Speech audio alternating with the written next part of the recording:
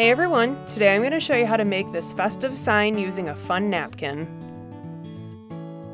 For the materials, you'll need a wood sign, a napkin, acrylic paint, brushes, Mod Podge, painter's tape, and a hairdryer.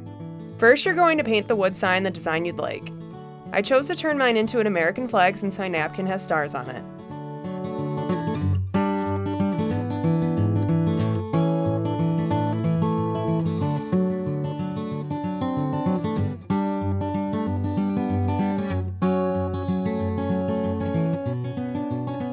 Once it dries, peel off the tape.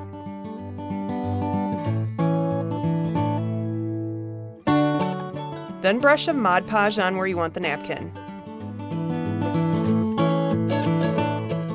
Let it dry.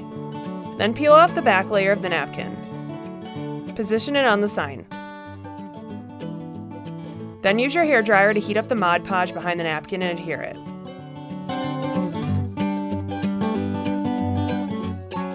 And that's it! I love how it turned out and it was so easy to do. If you enjoyed this tutorial, please make sure to like, comment, or subscribe below.